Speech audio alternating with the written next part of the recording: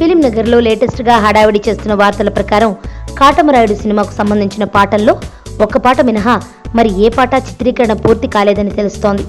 ఈ సినిమాకు సంబంధించి 5 పాటలు ఉన్న నేపథ్యంలో పవన్ సూచనల మేరకు ఒక పాటను తగ్గించి వేసినా ఇంకా 3 పాటల చిత్రీకరణ బ్యాలెన్స్ ఉంది అన్న వార్తలు వస్తున్నాయి. ఇదిలా ఉండగా పవన్ ఈ మూవీని ముందు అనుకున్నట్లుగా ఉగాది రోజున కాకుండా ఎట్టి పరిస్థితుల్లోనూ మార్చి 24న విడుదల చేసి తీరాలని, దానికోసం అవసరమైతే తాను ఎక్కువ గంటలు కష్టపడతాను అని పవన్ దర్శకుడు డాలీకి చెప్తున్నట్లు టాక్.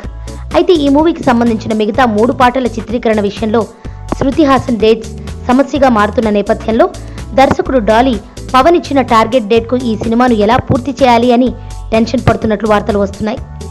దీనికి తోడు రాజమౌళి బాహుబలి 2 ఏప్రిల్ 28న విడుదల కావడం ఖాయమవడంతో కాటమరాయుడు మూవీ బయ్యర్లు కూడా ఖచ్చితంగా పవన్ రాజమౌళిల సినిమాల మధ్య కనీసం నెల రోజులు గ్యాప్ లేకుంటే తాము పెట్టిన భారీ మొత్తాలు రికవర్ కావు అని మరింత ఒత్తిడి పెంచినట్లు టాక్.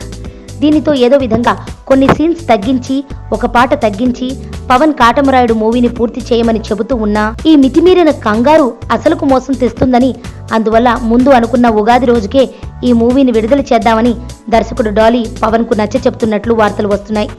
దీనికి తోడు పాటల చిత్రీకరణ విషయంలో క్వాలిటీ లేకుంటే తిరిగి సర్దార్ గబ్బర్ సింగ్ ఫలితమే ఎదురవుతుందని డాలీ పవన్ కు సున్నితంగా చెప్తున్నట్లు తెలుస్తోంది. ఇదిలా ఉండగా ఈ మూవీ ఓవర్సీస్ రైట్స్ ను సినీ గ్యాలక్సీ ఇంటర్నేషనల్ అత్యంత భారీ మొత్తానికి కొన్నట్లుగా వార్తలు వస్తున్నాయి. ప్రస్తుతం అమెరికాలో పవన్ కు ఉన్న క్రేజ్ రీత్యా ఈ మూవీని అత్యధిక స్క్రీన్స్ లో అమెరికాలో విడుదల చేయాలని గ్యాలక్సీ భావిస్తున్నట్లు టాక్. ఏది ఎలా చూసుకున్నా పవన్ ఆఖరి నిమిషంలో తీస్తున్న పరుగులకు కాటమరాయుడు యూనిట్ సతమతమైపోతోంది అని తెలుస్తోంది.